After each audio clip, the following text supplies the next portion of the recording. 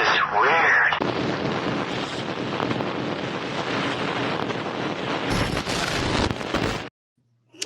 From the land of conjurers, flying through the internet to your device like a UAP, hauntingly unexplained and downright weird. This is the Witching Hours, and we are ready to take off in the flash of an eye. Good evening to one and all, wherever and whenever you are listening to this program. I'm Frosty, and joining me, as always, is the medium Jenny Lee. How are you doing, Jenny? I'm much better now. Good. Want to get weird? We'll leave it at that. Yes. Good. Well, yeah, it's we're back again. Welcome in each and every one of you who are hanging out in chat tonight. We're so glad to have you here, and we have a very special show for you tonight. I think a lot of people are going to be very excited, Jenny. Yes. Team Weird people should definitely be excited. Yeah, Team Weird should be excited tonight. We have a great guest. We're going to talk to Nicole Piar, and she's going to be on in just a little bit. It's the Spirit Cats. Spirit Cat, yes, I know. It's going to be exciting. And I know for you, especially like, being an artist and everything, like I know you probably have lots of questions. So yeah, we'll see if I get any questions in tonight you or not. To ask any questions. Yeah. I mean, so if you have like 2 pages worth of questions. There we go. Yeah. So if you have any questions in chat tonight, make sure that you. I'll let you guys ask them. Yeah, you guys can ask some questions. So any questions, you can get those ready. If you're in Twitch, you can highlight them with channel points. If you're on, if you're listening to us somewhere else, we see all the chat. So get your questions in, and we'll get to them before we get to the end of the show. Yes. I promise. Just a little housekeeping.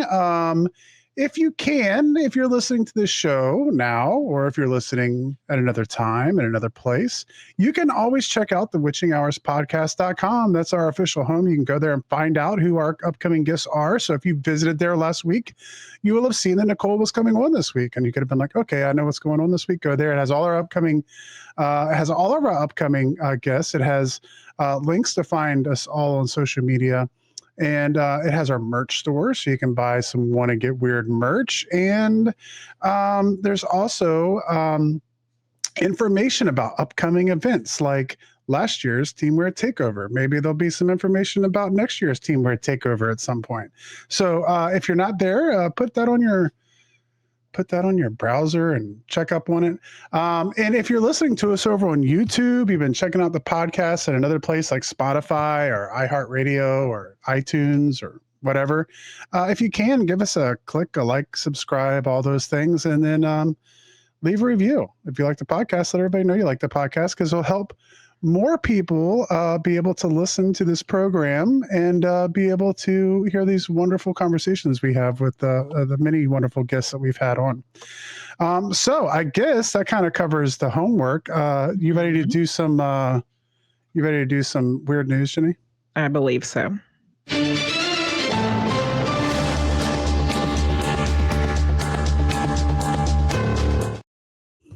All right. So I saw this article a couple times this week. A startup says it can transform mercury into gold. A Californian the element startup, mercury. The element mercury. Not the planet. Well, that would be kind of cool. I mean, mercury probably My brain has automatically went to the planet. It's like, dang, they're going to do the whole planet. Oh, wow. The element. Yeah. I mean, they can turn mercury into gold.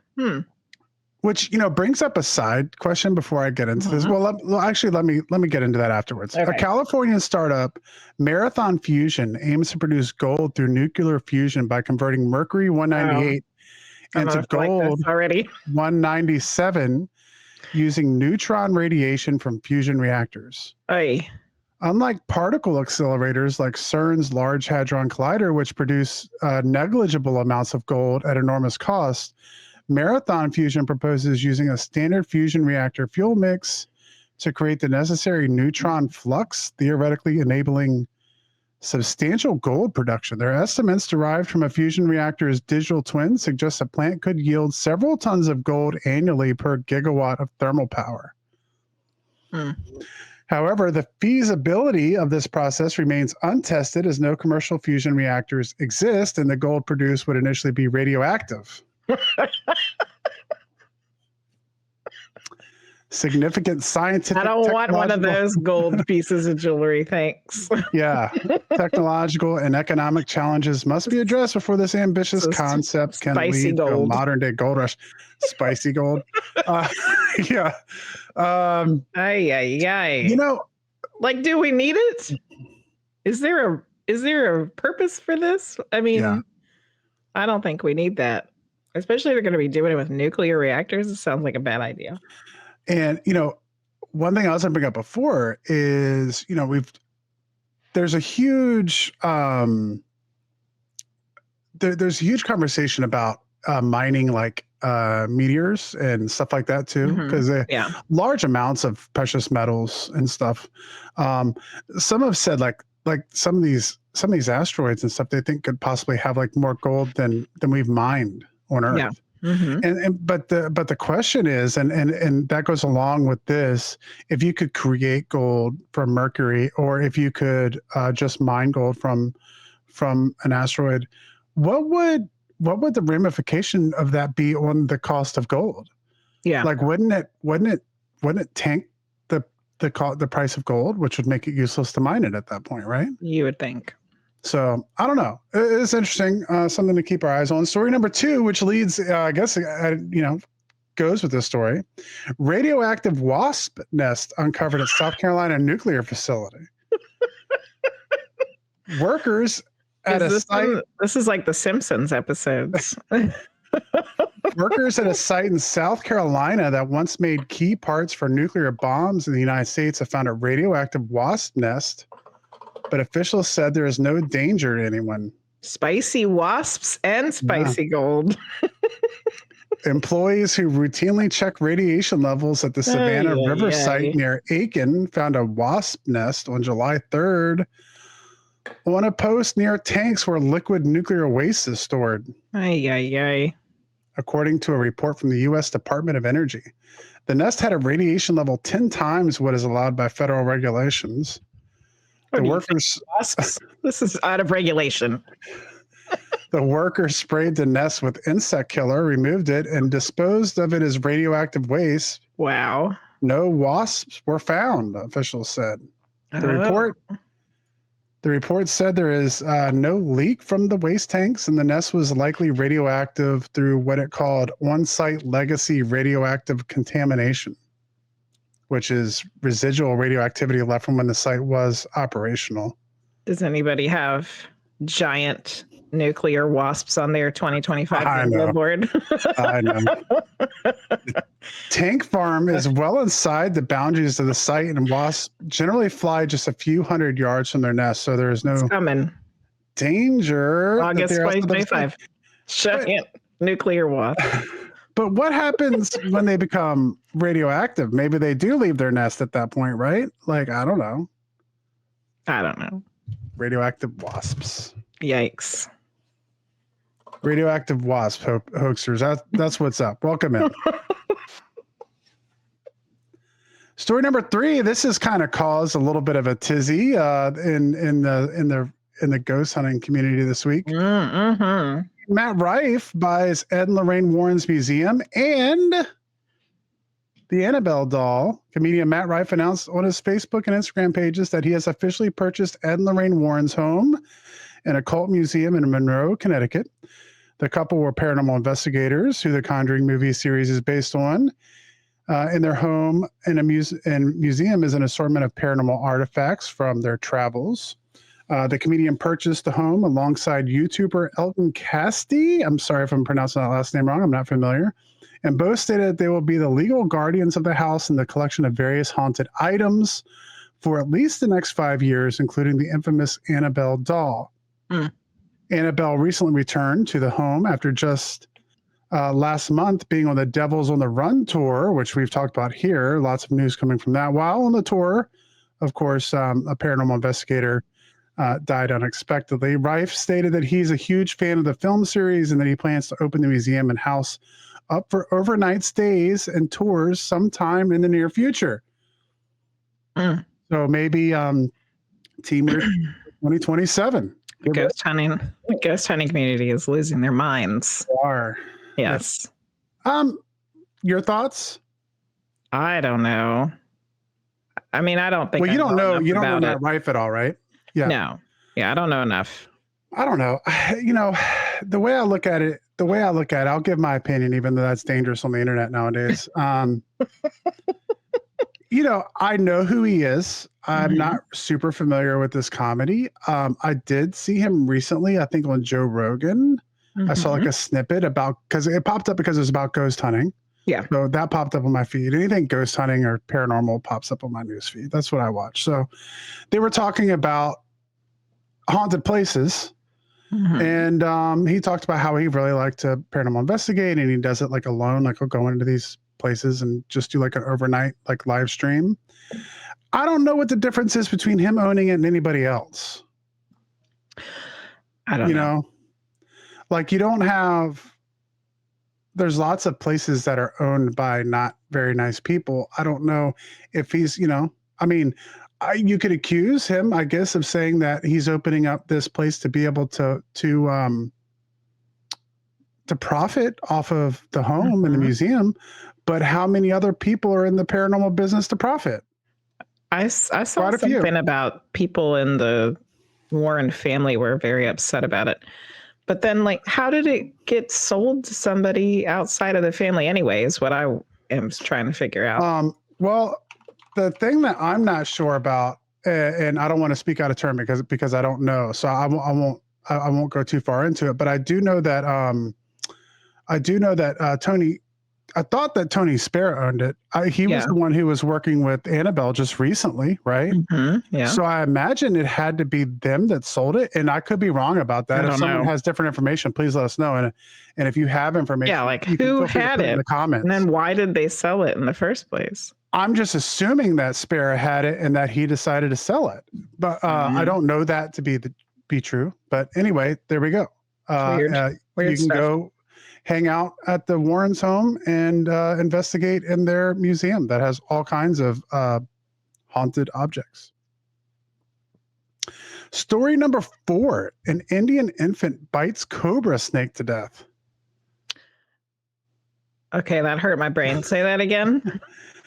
An Indian infant bites a cobra snake to death. Not the other way around. No, not another way around.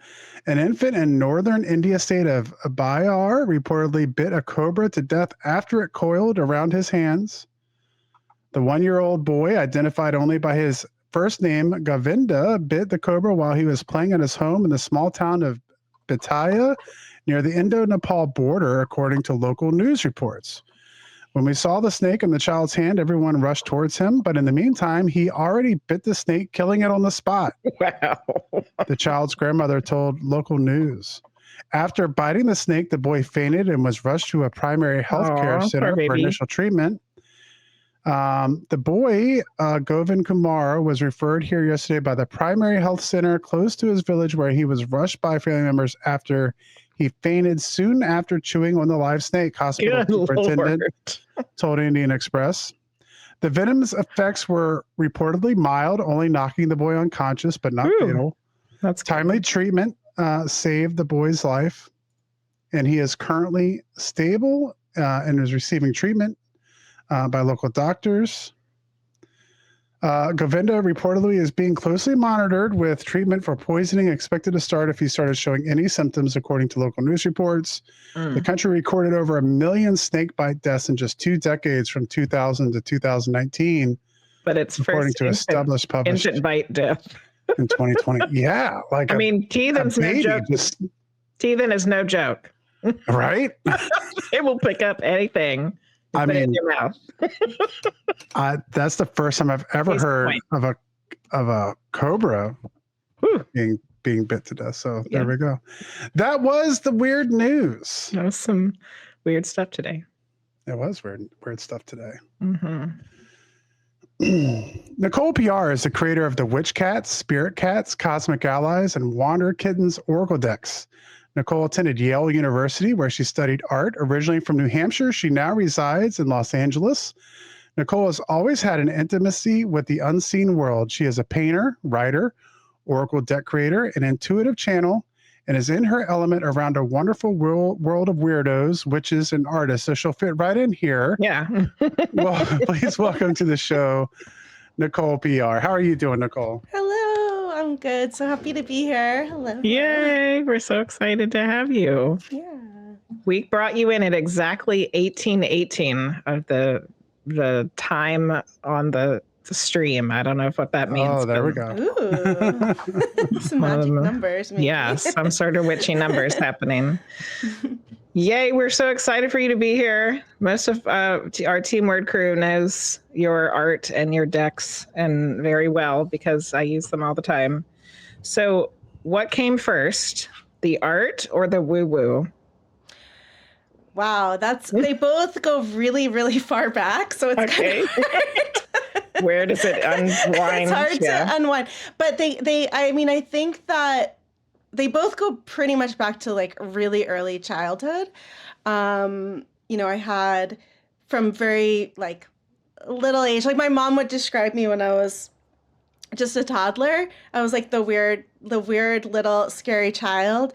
And she would hear me at night, and then she would come into the bedroom to see if I was okay. And I would just be standing silently in the dark room, like watching things around the space.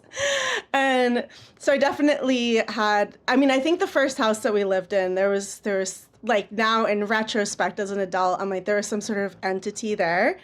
And I was very open, and there was no like training because I was so little about like how to like create more protections and understand what was happening, and no one could really explain it.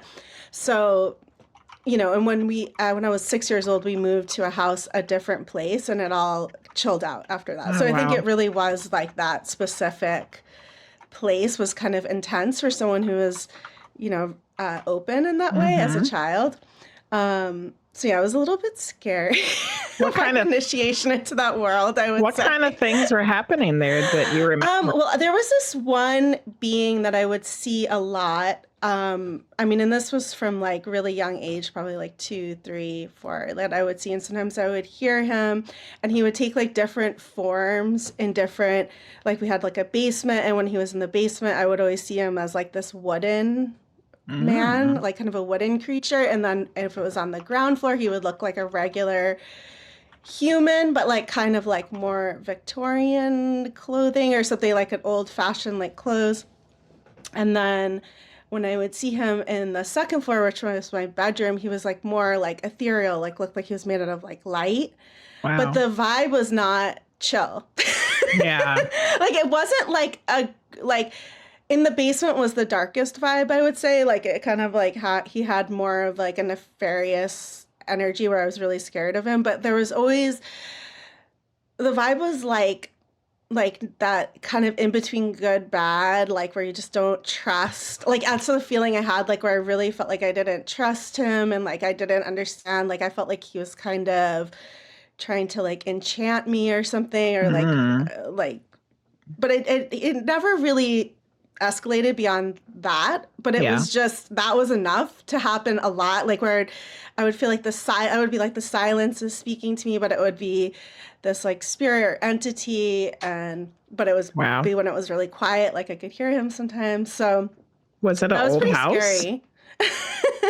Did you live was it an old house that you guys It was lived a in? very old house. It was in New Hampshire, and it was, I think the house was like built in the early 1800s, that first house. And when we moved to the second house, my mom was like, oh, like you're gonna like this house, it's only 2 years old. It was like brand new. Because I think she didn't know how to like train me around that area, but she also like could see how freaked out I would be, and I would have like really weird nightmares a lot and stuff. And it did chill out. And then when I moved to the second place, it was in the forest, and it was very like wild all around me. Like there was no other houses around.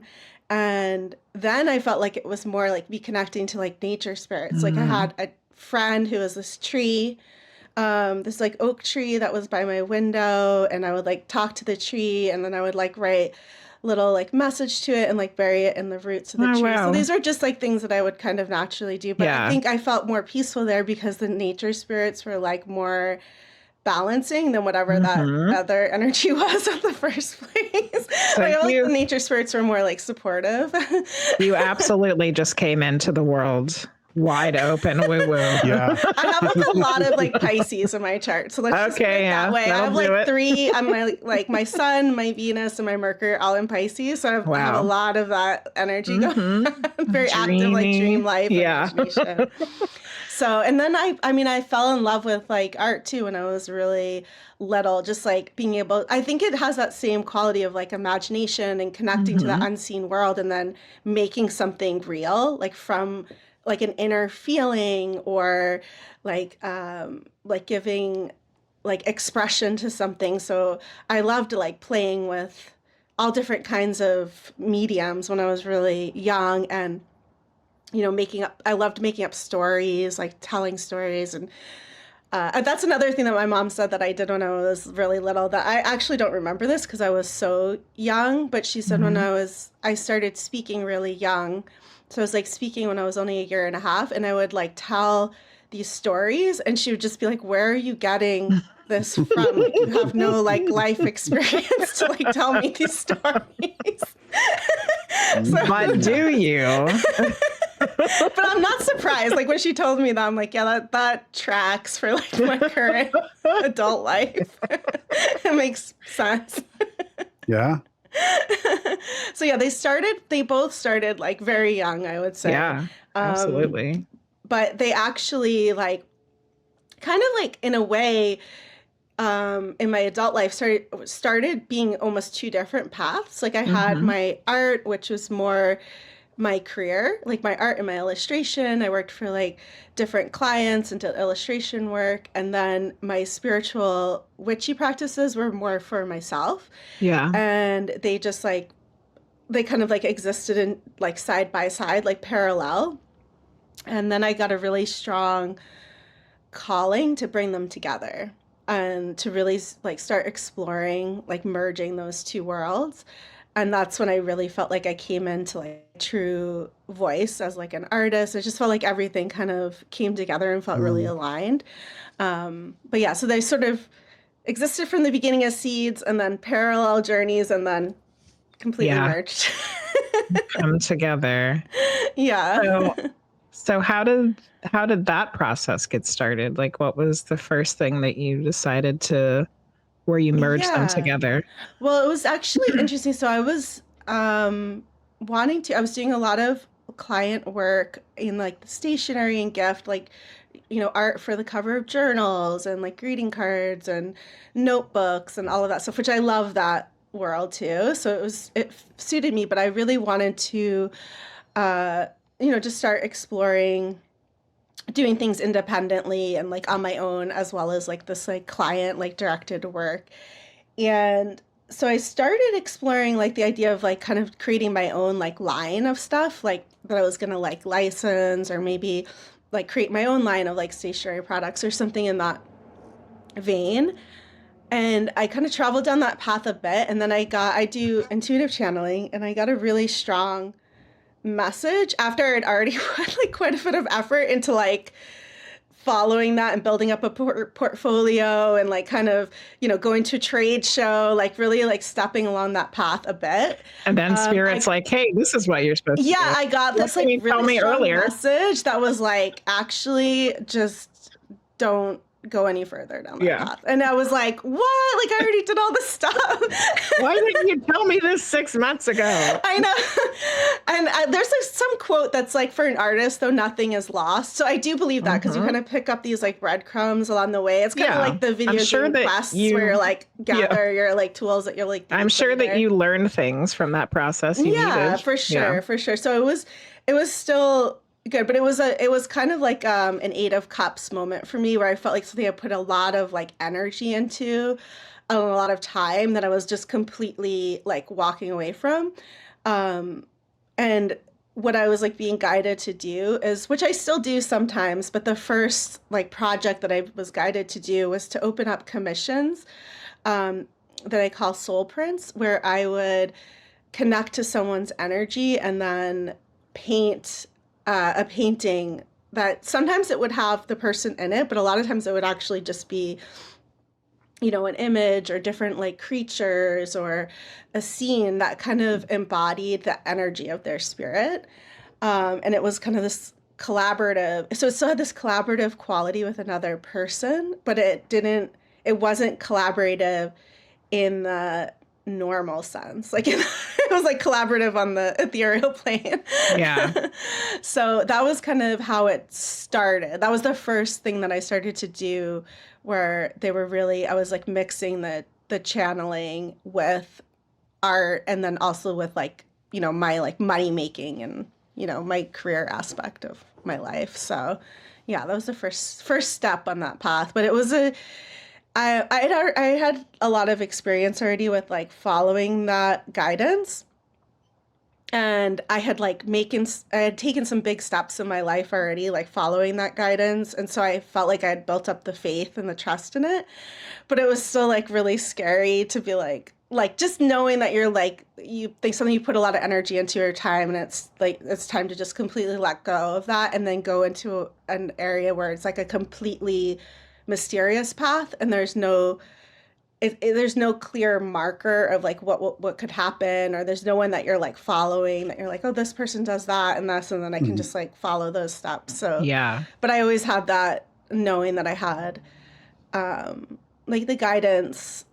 I think I was like, well, I don't need to know all the steps. I just have to know this like next piece, but it's still a little bit shocking sometimes.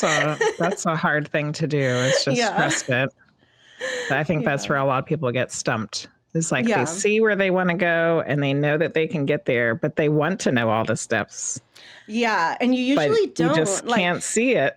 Yeah, like you usually don't know, and sometimes you might have like a feeling. Like when I was a child, I had a feeling of like wanting to do something that combined like writing and like art, but I didn't like see that it was going to be like oracle decks. And I don't know if it will even always be that, but that's like what it is now. But I couldn't like see that as like a clear path, or even something that would like also be something that could support me like financially as well. I would never have like thought of it. And even when I was making my first oracle deck, my spirit cats, I actually didn't even know that I was making a deck. So it's really? I didn't, like I was like, had no idea that I was even doing that. Wow. So it was really like walking the path without like seeing where it was leading, just following the steps along the way. So when I came to the oracle decks, and you said the spirit cats was the first one. So and I guess like kind of leading into how you work now, but also how it started, where the images coming first, and then you wrote, and then you did information, the words to go with it, or was it both, or so words first? The spirit cats, the way that they came about was like very, like I said, I didn't know that I was making an oracle deck. It was very like cat-like, where they just kind of like sneak into the room.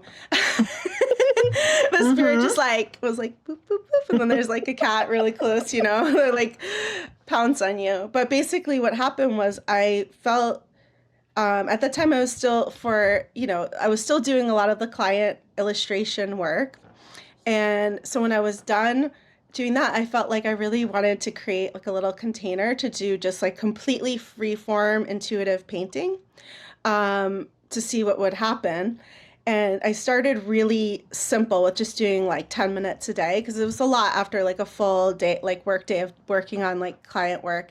Yeah. And sometimes I wouldn't feel like it at all, and I would do like 10 minutes and then I'd be done. And then other times, do 10 minutes and it would kind of just expand, and then I would do it for a couple hours.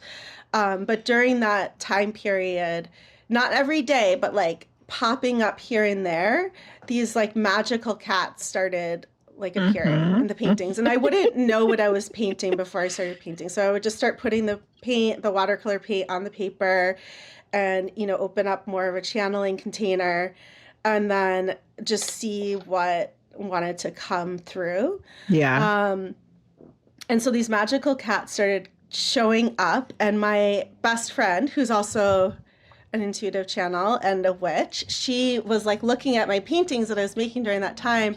She was like, there's something like really interesting happening with these cats. She's like, I really feel like you should like go further with this or like explore it more and just like see what happens.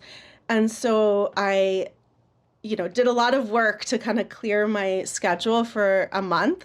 And for that month I painted a cat every day for 30 days. Oh, and when I really wow. created that that container, they started coming through with like names and little like energy. Like I felt like they each had their own energy imprint. And as I was painting them, I would start feeling that vibe from them. And Mm-hmm. it kind of was reciprocal. There was like some kind of reciprocal energy happening between me and the painting. And I was kind of receiving some like healing through it.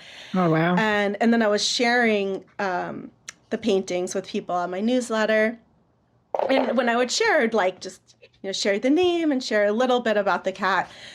And even after I did that, I still didn't really realize that it was that it was going to turn into deck. this. Yeah. I was just like, oh, I'm like painting these cats. Well, they all like have names and they're like have this energy. And it was about a year later after that, where I still had continued to like paint cats even after that 30 days, where I started to really feel like I was like, oh, this is, and I actually had like worked with tarot, worked with oracle decks. So it was like, it kind of like, it wasn't something I'd never had experience with. It was just like, I didn't realize that this is what this wanted to be. And then I kind of really saw it. And once I saw it, then I went in more deliberately and kind of like, channeled more of the writing and went deeper into the writing and painted more. But usually the paintings come first and then the cat, it's like the painting comes and then the cat kind of like I can feel from the cat what the painting tells you what it wants to be. Yeah, the painting tells me like I can feel like just having the painting in my space. Like sometimes I'll leave the painting on my altar. Like I can feel how the painting is shifting my energy, and that is usually like what what I write about. And when I write, I also try to open up like a channeling space too. So it's kind of a combo of those two things. And sometimes like some of the paintings that I have, especially in the witch cats, some of them are based on actual cats. And so they would be cats that like they would communicate to me and tell me how they wanted to be painted, but then they would have this really clear like healing imprint or energy. And I wouldn't want to send them to the person who commissioned it. I would just like keep the painting in my space for a while because I was like, because it's all like interconnected, and I would feel like, this is really helping me right now. This like energy that this cat is bringing is exactly what I need right now. Wow. And it would just always be like that synchronistic flow. And so, I would kind of feel that and vibe with that. And eventually I would like have to say goodbye to them and send them to their home. So before you started doing the first paintings of the cats, had you ever thought about creating an oracle deck? Was that something that had ever entered your mind? It never entered my mind, and in retrospect, I just can't believe that it didn't enter my mind. Yeah. Like I'm just like shocked. Like I always thought that maybe I would write. Like I loved like children's books with illustrations, and I loved there's this author illustrator Nick Bantock who does like these stories and like illustrated like letters like back and forth, and they're very go into this more like spiritual or imaginary realm and kind of like esoteric. And I loved those when I was younger, and so I was like, there's some kind of interplay between them. And my mom gave me a tarot deck when I was probably like 14, and I loved doing readings like for my friends. And like I used to actually like I would draw the tarot cards like in pen and ink, like copy them and like draw them because I just like loved like the imagery, like the symbology.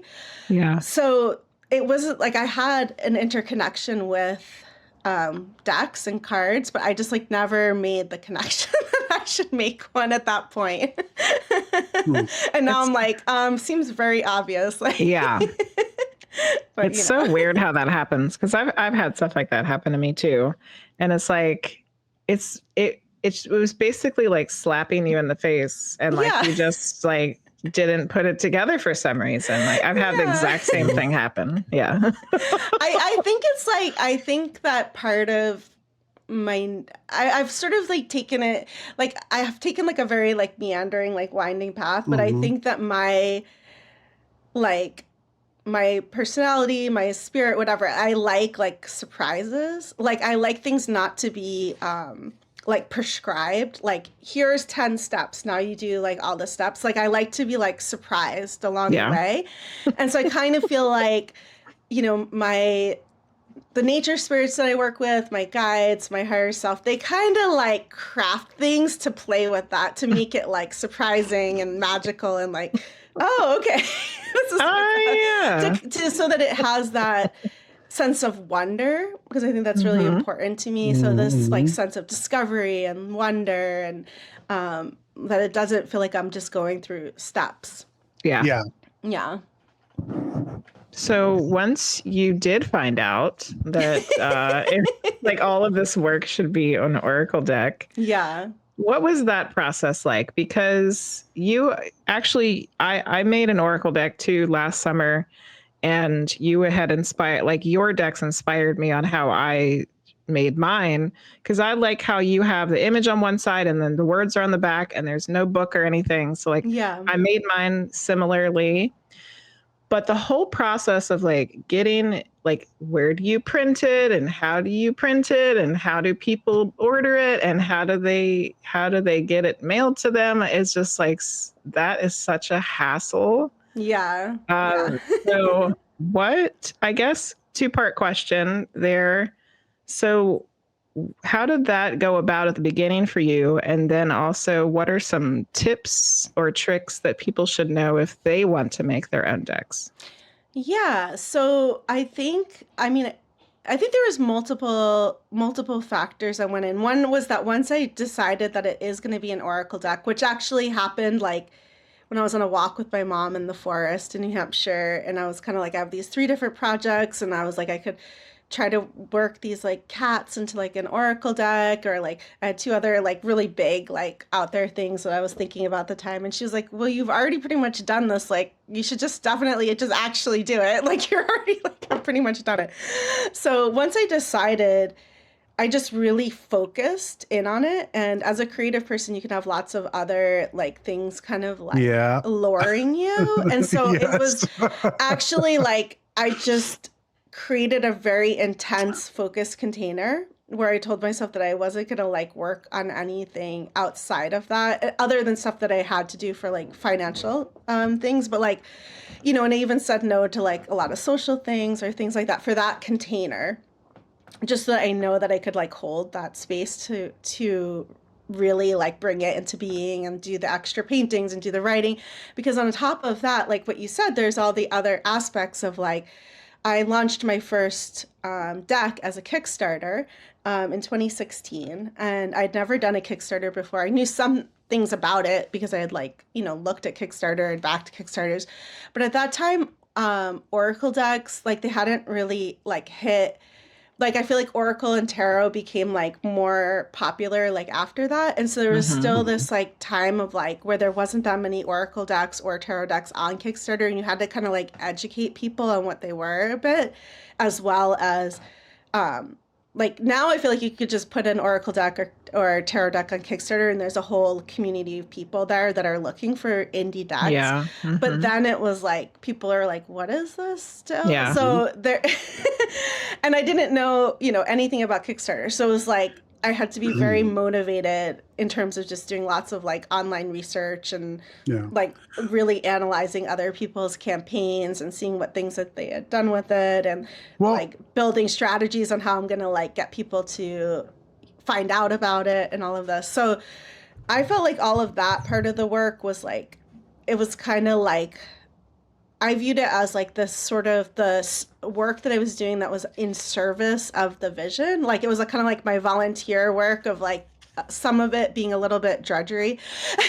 But that it was like in service of actually getting these like spirit cats to the people who would want them and benefit from them. So that kind of helped, that mindset like helped me to like frame it and like give it the amount of time and energy that it really took, because that was a lot of effort, like building up, like that was a lot of effort. And then in terms of the printing, um, that was one of those things that actually like my previous like work life ended up being very aligned with, because when I was doing all of that freelance work for like gift and stationery companies, I was constantly like dealing with production um, overseas and elaborate like boxes and journals and like paper craft, which in a way that an Oracle deck is just the Yeah. same as that. So I'd Yep. already been very like used to that interchange between like a printing place in China and then, you know, the artwork and the and working like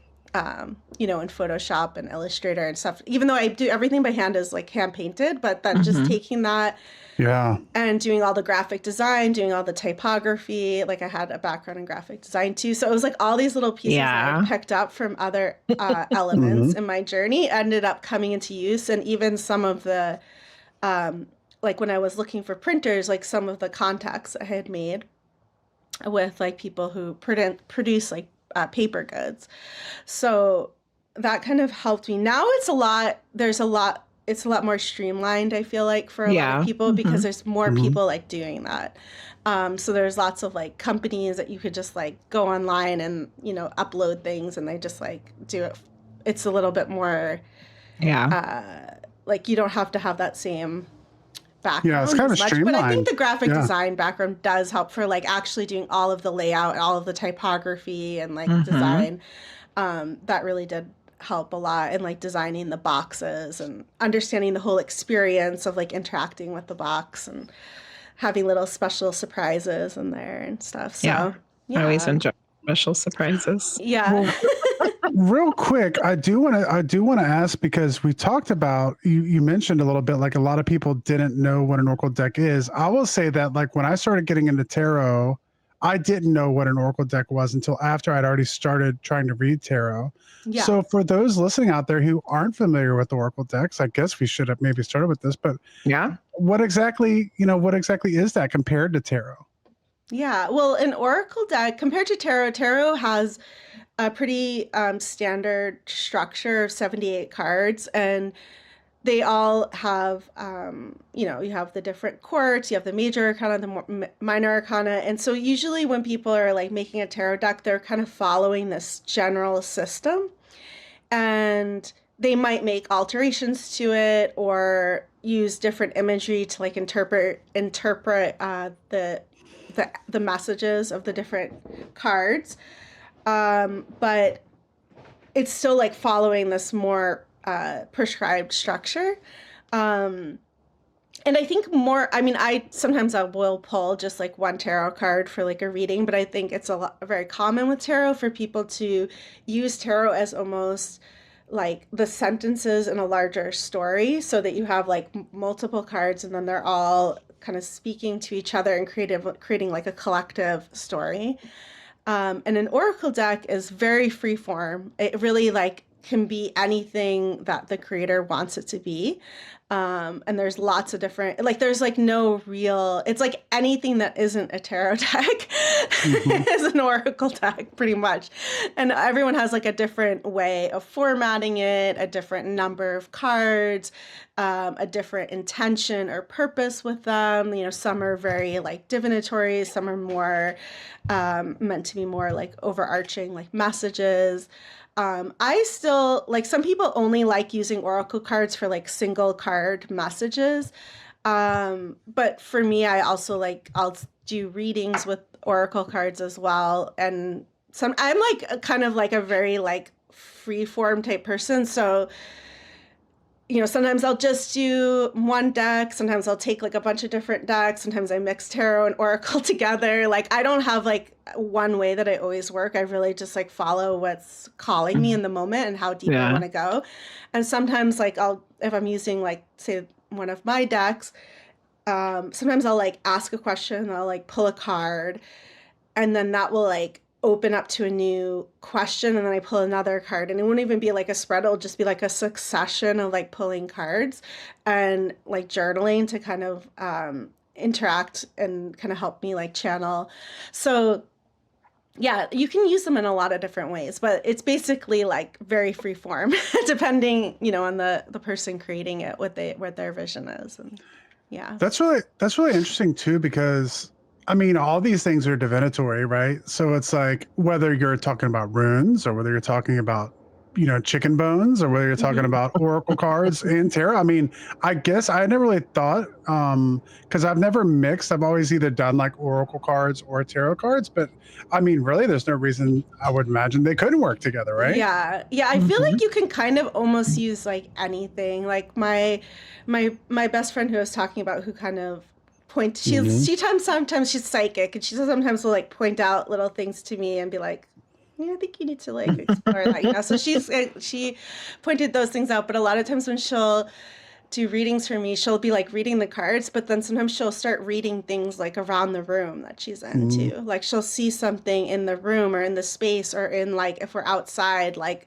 a certain bird will fly by and she starts reading those as well. And I'm like, I think there's really no limits. It's just like Yeah. what field you feel comfortable working in. And she's a very interconnected with like spaces. So I think that like that's she'll see like Mm-hmm. a color or like an imagery on the wall or something, and it will just become part of it.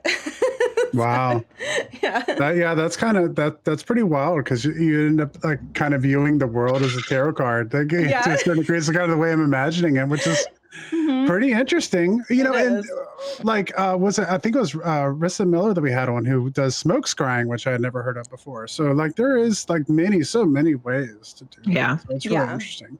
Yeah, for sure. Hmm. absolutely. Well, you talked about the creation of Oracle deck, and that you had never thought about it before. Have you ever thought, entered your mind to create a tarot deck?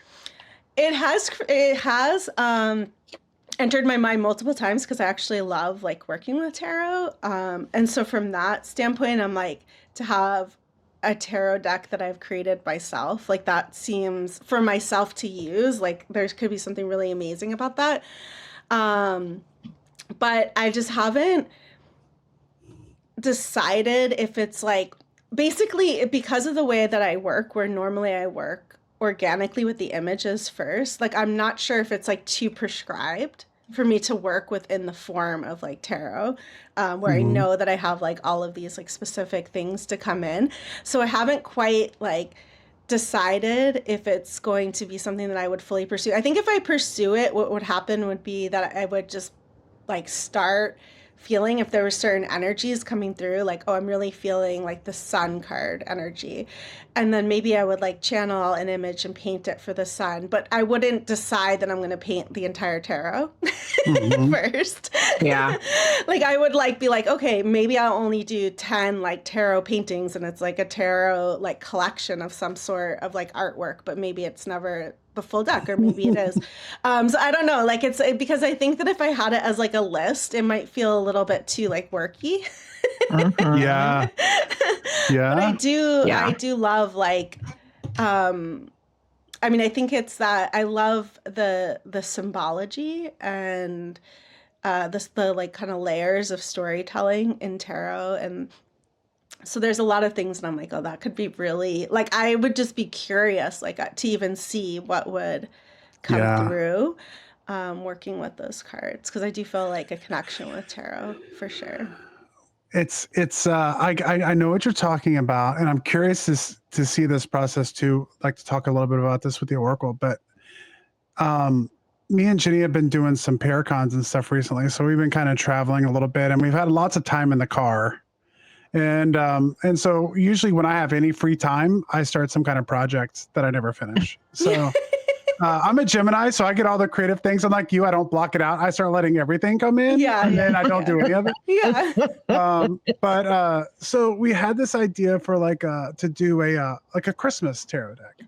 Hmm. Because I'm a historian, and that's like one of the things I focused on. And it's like Jenny, it's like, okay, like start thinking about this. So then I asked Jenny, I was like, so like, how long would it take to do the art for this? And she's like, 25 years, like, and it's like, you I start mean, thinking about 78 it. paintings is a lot. Like I think if Yeah. someone told me, so between like the Wander Kittens decks have the same art as the Spirit Cats and the Witch Cats, except they have four more new cats in each deck, and those are my little like travel size ones.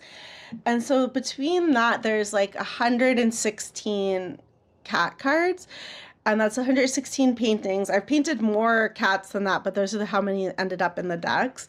And it's been, you know, a decade of painting. So not that I've painted other things as well, so it's not like quite like straight like that, but it is a very long process. And I purposely actually paint with paint and not digitally. And one of the reasons why I did that is because I really did want to actually slow down. I wanted things to take longer. And I wanted things to have a tactile, physical element. When I was doing things for clients, it was like 90% digital, and the turnover was so fast. I felt like I couldn't even like connect to what I was creating. Yeah. Like, it happened so quickly that I was like, I would forget that I like what I was like even working on almost, because it would just like go in and out like so quick. It was just like whoosh, this like flurry. Yeah. And I wanted that feeling of like communion that you get when you're just like working in the physical with a physical medium, and just the peacefulness of that, and then also the slowness. So I actually value the slowness. See, Frosty, did you hear that? Valuing the Yeah, I slowness. value the slowness because it's like I can really like feel what's happening. Because he was like, can you knock out those 78 paintings about it? Maybe like 7 months or something.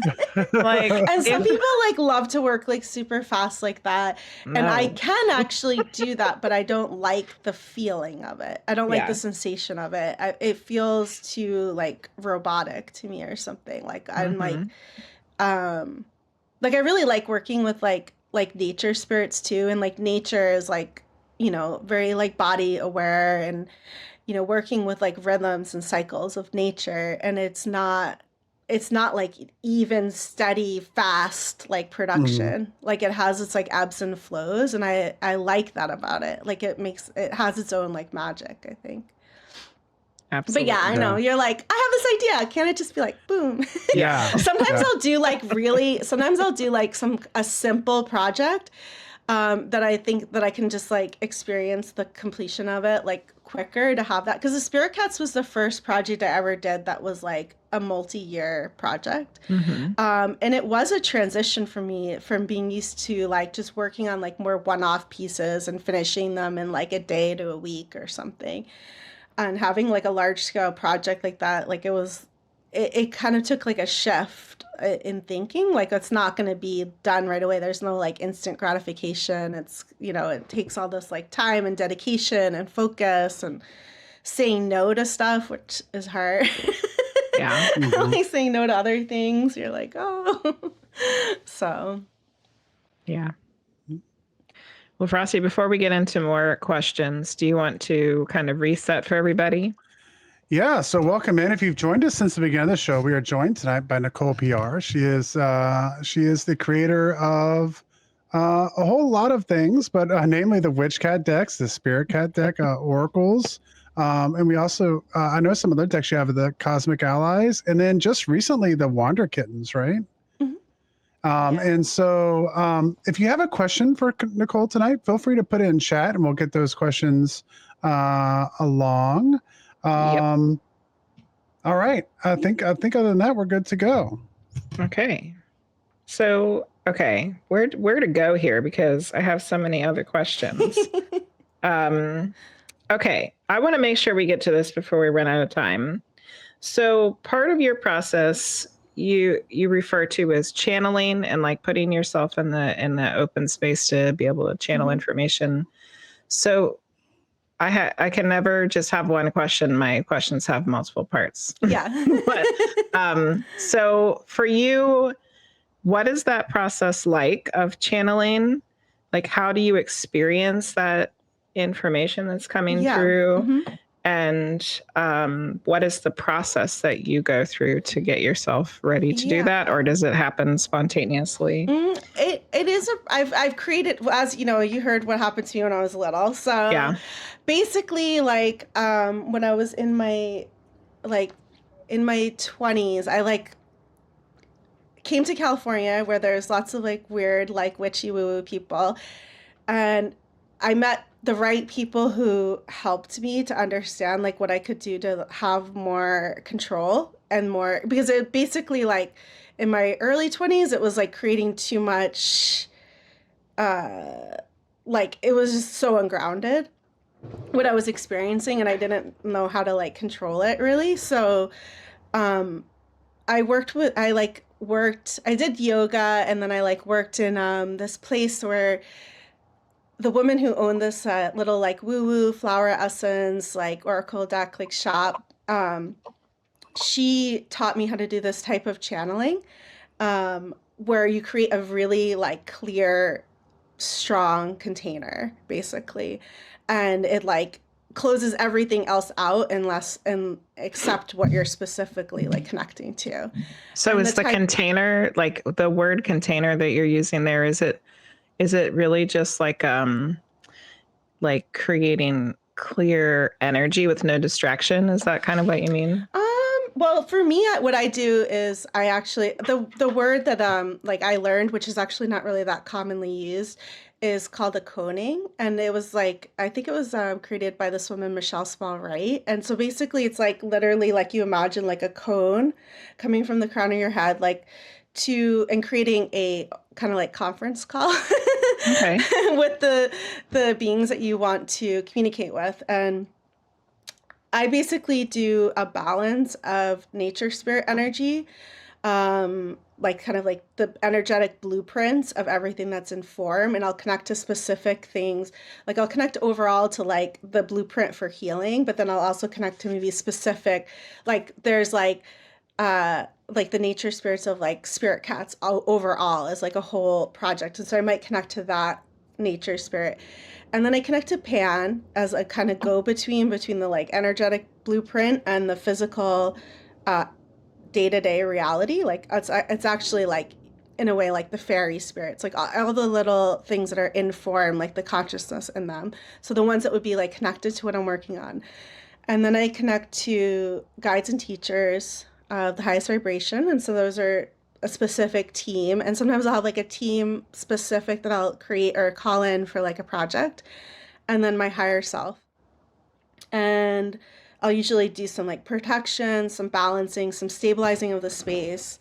And then it is kind of a feeling of like being grounded and open and just kind of having my personality kind of stand to the side. That's how I experience it. It feels like the Nicole-ness kind of like just moves over for a moment, and it's more an open channel. And then from that space, in the beginning, I used to just kind of like ask questions, and I could hear like yes, no's, and like simple things like that. And I would use it for like simple things that were like not where the nothing big like was riding on the answers.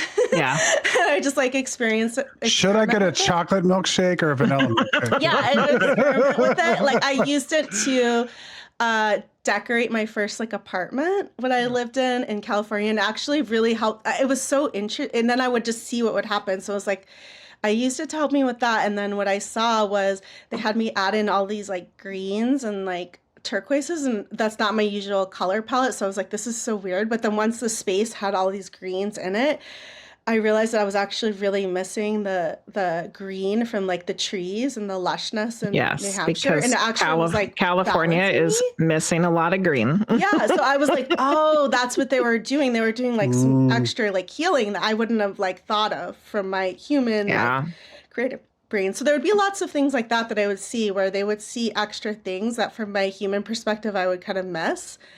Um, and then you know, getting used to that, like liking that they like bring in this extra magic, and the more that I did it, then it started to be more like flow of information. And I usually hear like words. Like I'm actually very like verbal in my channeling, so I'll just I would say it's like 90% words and like 10% like images, which you would think because I'm like painting, it would be, but it's not. It's I hear like words mostly, and But you're also in the stories. So that makes sense. Yeah. And even like the cats, like they'll like tell me specific things. Like if I'm painting an actual cat, like they'll tell me what position they want to be in, if they want to be like their own colors, or if they want to be like, they want to be turquoise or like some like crazy color, or some of them are like really into their tail, and they're like, their tail has to be in this like painting. It's just like funny things. Yeah. Where like, I imagine there's a lot your of tail is going to be featured. Okay.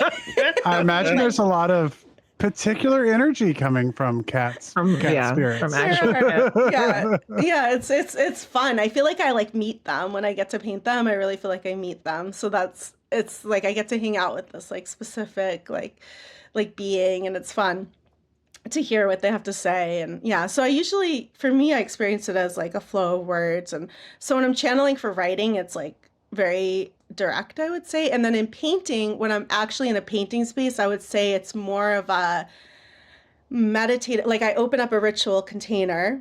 Like sometimes I'll even, do some like little things, like maybe I do offerings to nature spirits every day, and like local spirits and ancestors and stuff. And then sometimes I'll just like do a circle and light a candle and kind of like maybe even like dance to kind of help like get into the more, I would say like mind off zone, Yeah. where the mind's just like, and that's usually the zone that I'm in when I'm painting. It's kind of like a quiet mind, so it's less like words, but sometimes there'll be like moments where it's just very much like flow state when I'm painting, and then there'll be moments where I kind of like my inner critic or something will come in, and it'll be like, this isn't working, like, or like, what do I do these colors or that colors, like what's next? And then I'll kind of tune in more to the verbal channeling, and it'll be like, it needs darker purples, and I like hear that, and then I like go with that. So that's kind of how I like with actual creative stuff, like painting. Like sometimes it's just more like a flow state, but there will be moments where it comes in with like words too. So yeah. That's a lot, Nicole. Yeah, that's a lot. That's a lot. So, like, when you were explaining, when at the beginning of that answer, you were explaining like bringing in all these different energies. So, are you bringing in all of those energies when you're working, or are you asking for certain ones for certain things? Well, I have like my general like guides and teachers and my higher self that I always bring in, and I always work with Pan. But then like I will like bring in certain things for like certain types of like projects. But like any like project has an energetic blueprint already. So any like the Spirit Cats Oracle deck, like it has like the Spirit Cats has a blueprint already existing, and it has like its physical experience of like it, it's paper, it's paint, it's all of these things together. So there's like this physical energy too. And so I'll kind of bring in like specifics to work with a project. Once it starts forming to me, then I can work with it on that plane, on that as well. And then before that, I'll just like work with my general like team and my higher self. Yeah. Okay. Now here's another question about all of that. I have other questions too that don't relate to all the like super woo-woo stuff, but about all of those, like those different energies, I'm just always really curious because I also interact with a lot of different energies. Yeah. And I am always curious to know how other people experience the different energies. So like, for example, when you call in Pan to work with Pan, how do you experience that energy? Like, how do you know that it's there? Yeah. I mean, I feel it. It's more like a sensation that I feel of like the space kind of like crystallizing. It's hard to explain in words, but it's basically like, I feel like the nature spirit energies, they like give it a stronger energetic form. They like help to for me, they like help. What I've seen is that they really help like bring things into the actual like physical realm, Mm-hmm. and like work with like physical limitations or like timing and things like that. Like kind of like all the like nitty gritty of like life, um, where I feel like my guides and teachers and my higher self, it's like more like a frictionless realm. So it's just like visions and ideas and like guidance, and then the nature spirits kind of help me figure out how it actually is going to like flow and like work, and how I like work with my body like through that. But I do, when I'm like channeling, I would say for the most part, like I open it up as that, but I like experience it as like one message Okay. rather than like singular messages. It's Yeah. like Mm-hmm. it's more like a co-created Mm. space, and then Yes. the messages come through in a more singular form. In lucid dreams, like I'll have like specific guides sometimes that will come to me, and they'll be like a more clear, just like individual entity, and that's how I've like got to know some of my guides on the like an individual level, and less as this more like team energy. Um, and so there are like some that really like carry certain imprints, and then I'll be like, oh, that's actually like an ancestor energy. And then there'll be like interesting things that happen, like when I become aware of one of them more specific. Sometimes there'll be like interesting synchronicities that happen right after it to kind of confirm that. Like there was this, I felt like this like feminine grandmother energy from like not my actual grandmother, but like someone from my father's side, as this like very like consistent like loving presence. Um, and out of nowhere, one of my dad's like cousins, who I didn't really like know that much in life, she happened to write me an email and was like, "Oh, I just wanted to let you know that like your great great grandmother, Wana, she actually was also could communicate to spirits and like did like witchcraft and spells and stuff." And she just like wrote this like whole thing. She was like, "Oh, I just wanted to let you know this." And then she was like, and that was the whole email. I'm like, "Oh, that's probably who that is." Yeah. And I was like, Wow. never like communicated with her ever, like this cousin, like ever, my dad's cousin, Yeah. like really ever in my adult life. She never like wrote me anything. And she just like pops up in that moment with this like Yeah. description of this person. So usually there'll be sometimes things like that will come through after, and I'm like, oh, okay, well they were already working with me, that now they're like ready for me to know like who they are on an individual level. Yeah. Yeah. That's pretty amazing. Yeah. It's like, that's just one of those instances where spirit is got their hands and stuff and we don't even realize it. Yeah. Because yeah, great grandma was probably whispering in the cousin's ear and be like, "Hey, Yeah. you need to let her know so that she knows who I am." And like, she probably doesn't even realize that that's what happened. She's just like, "Oh, Exactly. She I'm was gonna like, write oh, I Nicole think this I email." Like, should. Totally. so weird. So weird. Yeah. Okay, so let's switch gears a little bit to some more just general questions, artsy things. So, are all of the cats watercolor, or are there any like mixed media things happening there? They're all watercolor paint. I do like about, I would say mostly everything is watercolor. There are some like in my paintings, you'll see sometimes like white details, and when I do like white details, that's acrylic ink. Okay. Because the white watercolor isn't like opaque. So if I Yeah. want to do like white, sometimes the white details will be just the paper, but like for Hmm. little things, like if I'm putting in like stars or like things like that, where it's just like little tiny like specks, or like whiskers, like I'll always do that with like acrylic ink. Yeah. Um, and pretty much everything else is watercolor. I'm trying to think if I ever use anything besides watercolor, and the white acrylic ink, because even the metallics that I use are like watercolor metallics. Cool. So yeah, it's mostly like watercolor, I would say. um Was that like when you started? Was there a reason to do them in watercolor? um well, I started it so what happened was, actually I've done all different kinds of painting. I've done oil painting, acrylic painting, like mixed media, like all different Yeah. types of things over the course of my life. And that friend that I was talking about, Katya, You know, because she's also like a little bit psychic. She gave me, or she's a lot psychic. She gave me a set of these special. She's from St. Petersburg, Russia, and she gave me a set of cool. these like classic. They're called White Night watercolors, and they're very like high, extremely high pigment watercolor paints. And she was like, these are very famous, like in Russia, like everyone knows that these are like the best watercolor paints. And she would go there to visit her family, and she came back and like brought me this set.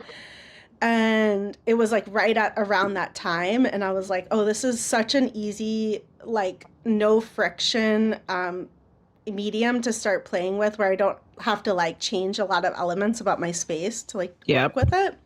Yeah. Like and oil paint. I had never really like been that into watercolor because it wasn't like the colors weren't like rich enough. And so until I found this like watercolor set, I was always kind of like, like watercolor. But then when I saw how like vibrant the colors are, because I love like really rich like magentas and purples and jewel tones and like really vibrant oranges, and I just like very like I love like saturated colors. And so when I saw what they could do, I was like, oh, this is actually like different. And I love that they were in little like little pans and not tubes. So there's just something about like not wasting the paint that just was like very satisfying to me. Yeah. I was like, oh, I'm never like throwing out a bunch of paint like I am with everything else. I'm totally on board with everything you just said. Yeah, and I can just like, it's so like, it's just, yeah, I just like open it up, get some water, like get my little palette, and I'm painting right away. Yeah. And then the cleanup is super easy. So I was getting ready to say, cleaning up watercolor is like nothing. I don't have to be like, oh, where's this oil? Like, how can I like properly dispose of it? And, like, I don't have enough ventilation in my like studio, or so because I just have a room in my apartment that I use as my studio. So, you know, it's not like designed for like ventilation. Really, it's just like a regular apartment. Yeah. Are when I die, are my kids gonna know what to do with this jar of solvent that I've been sitting here for 50 years? Exactly. You're like, oh, like I don't even know what to do with this properly. No, I don't know either. Who does? Who does? Yeah, if anybody knows, let us know. I think there was just something about like the ease, and I actually like not having a lot of material. Like some people love having a million materials, but I sort of like having limited materials, and I love having fewer brushes, but like really having an intimate relationship with the brush, so I really know how it feels and like what it does, and not have like hundreds of brushes and I can't remember like what brush does what. So I think I'm kind of like that too. A certain amount of like limitation. I got like 5 brushes that I like to use. Yeah. I got like a bucket of brushes, but like there's only like 5 of them that I want to use. Yeah, they're the ones that you're kind of like always gravitate towards. So I kind of like that more limited like materials, and then have the wild part be in the actual painting. Yeah. What size are the paintings themselves? Well, the ones for the cat ducks are all 8x8 paintings. I thought they were pretty small. Yeah, so they're all like pretty little, like, and like they're much bigger than the cards, but they're but they're not like giant. Yeah. The size that you can do in a small room in an apartment. Yeah, I mean, I live in LA in an apartment, like not too far from the ocean, which is lovely, but let's just not translate to large spaces. Plus, then you can do them faster too if they're smaller. Yeah, and I just like, I actually like that feeling of intimacy. Like I like this like cozy like intimacy that you get with like the small, like working like smaller and in like a cozy space. Like I don't really have like an austere like studio. It's very like cozy and like filled with lots of like magical things, and I like that feeling. Like I love, like it almost feels like writing in your journal or something. Like it has that like quality of like just really being like in your own little world. Yeah. Awesome. All right, we're down to like 15 minutes, folks. If you got questions for Nicole, get them in the chat. Because I can keep going here. I got more questions. So before we run out of time, what are you working on next? What projects do you have coming up? Yeah, so I have been like the last couple of weeks have been so busy for me because I did my 2026 Spirit Cat calendar early this year. So I actually just finished it. And I'm going to launch it in September after taking a little break. But I just finished it, and that has 6 cats are from the decks, but then there's 6 completely new cats. Ooh, yay. Yeah, so it'll be new kitty friends, and then for the calendars, I write little messages, healing messages for every month, and then I also do weekly affirmations, and then a channeled message for the whole year. So there was all of that was happening, and at the same time, I was preparing to vend at this big convention, CatCon, last weekend, and my Wander kittens, which are my mini decks, I finally got them, and I just started like fulfilling the Kickstarter orders and the pre-orders like 2 weeks ago. So this was all happening like simultaneously. Yeah. So I feel like my next like project is like rest. Take a break. Yeah. Because it was very intense, like juggling all of those different things at the same time. And the Wander kittens were supposed to be earlier, but there was like glitches because of the stupid tariff situation. But yeah, I finally got them, and that was really exciting. And usually I'll start a project and I'll be like, you know what? This is going to be a simple project. It will be easy. And then like, No. I get the messages along the way, and suddenly it gets like way more involved and like has all these other layers to it. And I'm like, what? I thought this was like a super fast, like little project. Like when I was planning to do the mini decks, I was like, oh, it's just like, I'll just make little small ones, and then I'll just edit down the messages. And, it's just like a reworking. But then I like get the messages from my guides that actually the writing is not going to just be like a concise, like just like a concise version of what I wrote, but instead I'm going to do it as these poetic first person incantations and reflection and journaling prompts, which is like an entirely different, it's totally different project. Yeah. And then I thought, well, sure, how long could it take you? But when I was doing them so that when you would read them out loud, it would create an energetic shift, and I wanted them to have that poetic, like concise, like poignant quality of like poetry. And I realized writing that is actually longer than writing a long message, because you have to like revise it so much until it really gets that feeling, until you really like feel the feeling when you say the words. I just kept having to like go really deep and in, and then change little bits and pieces. And then I realized that the questions, like half of them were not quite rhetorical, but they were too rhetorical. Like they weren't really like causing enough like deep self-reflection. And so I rewrote a bunch of the questions, and then I workshopped all of the questions with Katya, like my friend that I was talking about. So we workshopped all the questions and made sure they really like created a shift when you would answer them. And so the whole thing ended up being like a multi-year project. Yeah.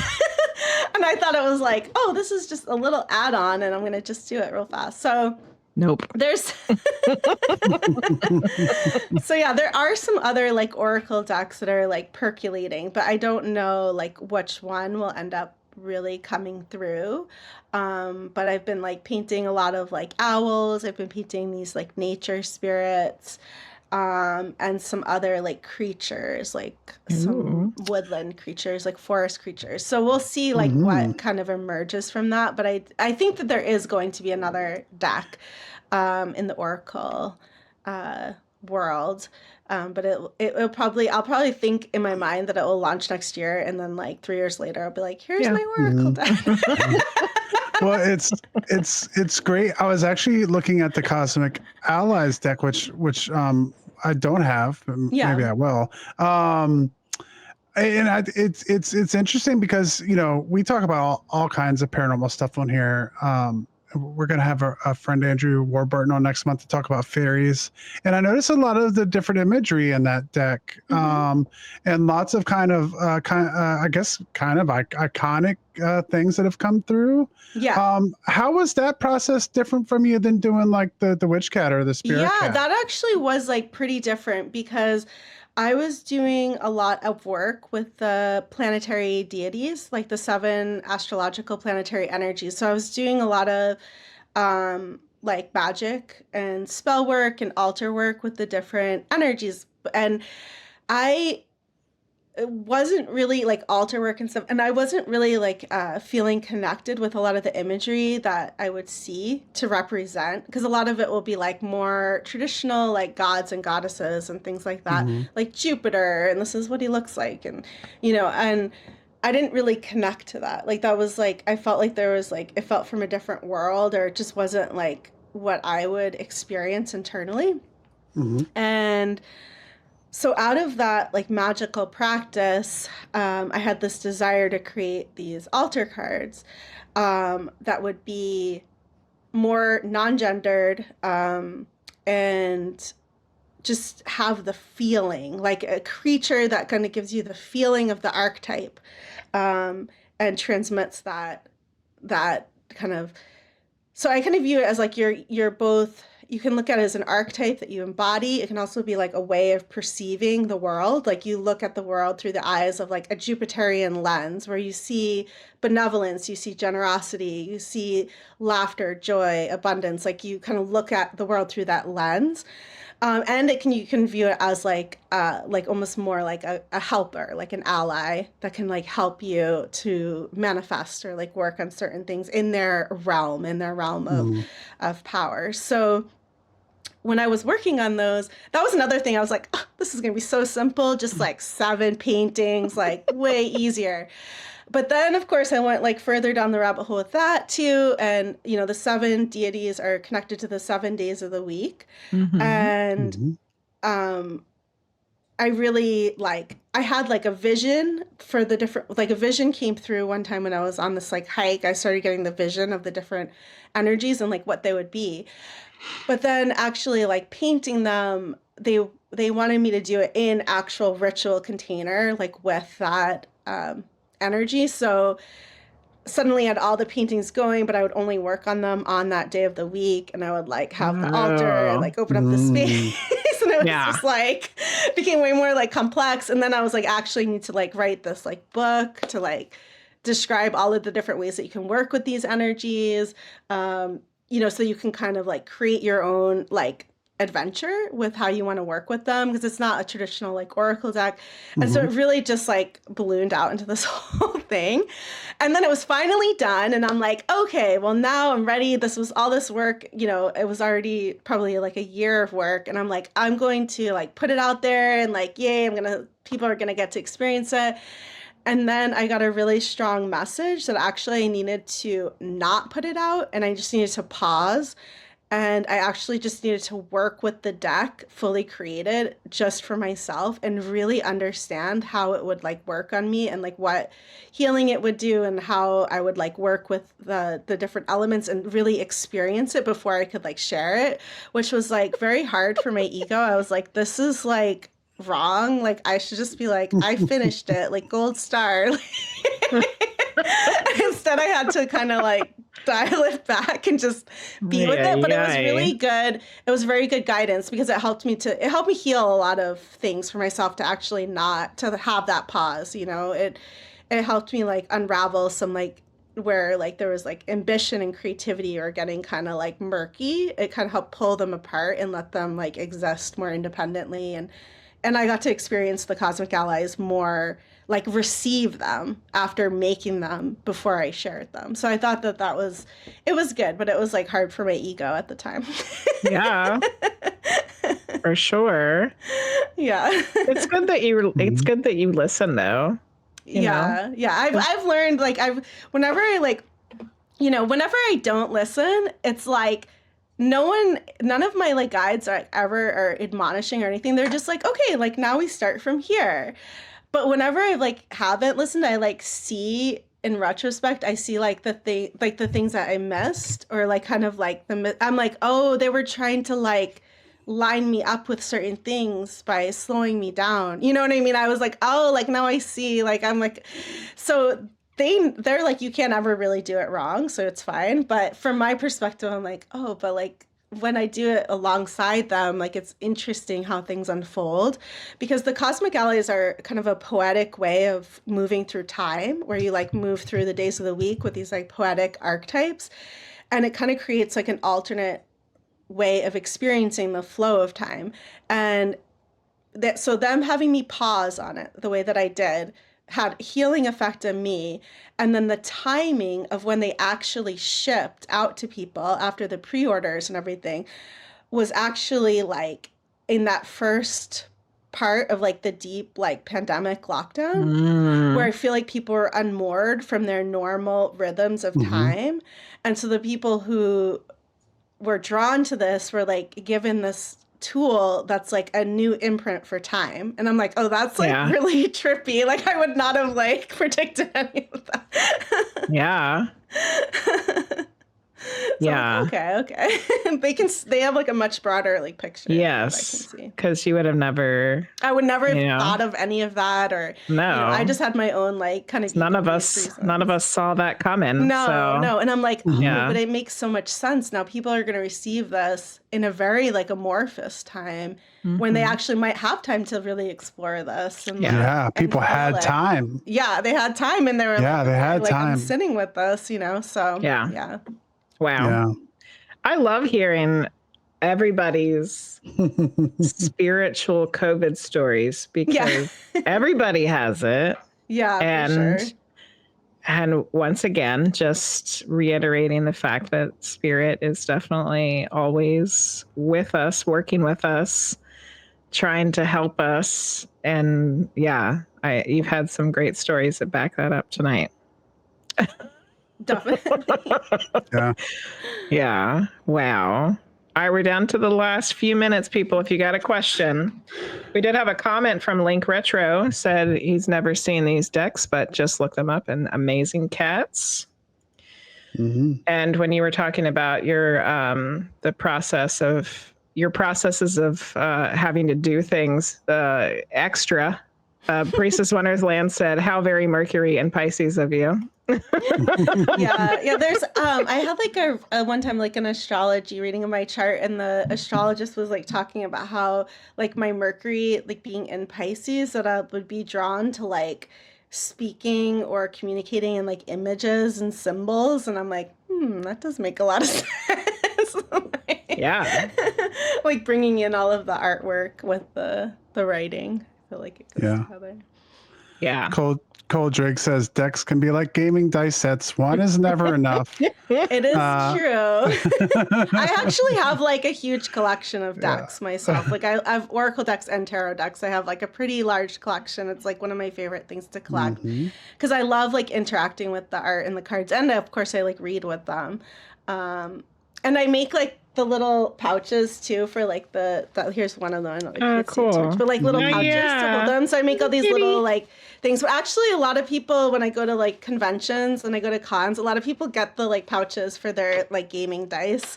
There you go. Oh, there you so go. there's like crossover there's too. A connection.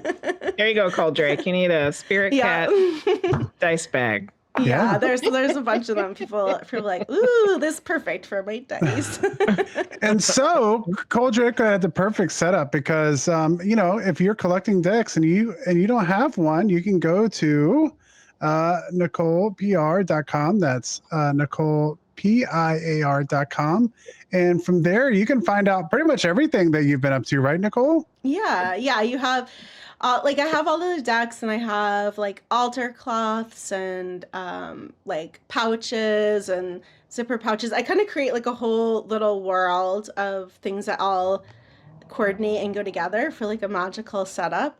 Little moon stands to like display the different size cards, and I also have like Katya Rudneva, my best witch, who I've mentioned, who's an intuitive channel. She also on my website, I have her handmade bells and pendulums and ritual tools that are really beautiful too. So plus you already heard Nicole's 2026 Spirit Cats calendar is coming out. I have had one for like the last 3 years and I loved it. I love it. It's in the kitchen. So it'll be on my Christmas shopping list this year. Sure. No, because I always buy it when she's puts it out in September. You're like, I usually do like I'll do the launch in September, and I usually do like little free gifts for like the early bird people. So if you get on my newsletter, which you can easily find if you just like scroll down on my website, if you sign up for my newsletter, then you can get like in on that first wave. It's usually like a 2-week period, and then you get like special extras. Yes, she always sends special extras. Yeah. Like the cat coin. And you should, I was going to say, you got to mention the cat coin. Yeah. Oh, yes, I have my divination coin. Yes. It gets used a lot for us. Yeah. Nicole. Oh, good. Yes. We use the cat coin a lot, which for some reason I don't see it right now, which is disconcerting because I don't know what happened to it. But yeah, I use it on my reading streams. And if it lands on the flowery cat, then they get a tarot reading. If it lands on the moon one, they get a medium reading. Ooh. And so when people can't decide what they want, then that's what we use. So yeah, that's a perfect use for it. Your little cat has been seen many, many times over here on Twitch. Yes. All right.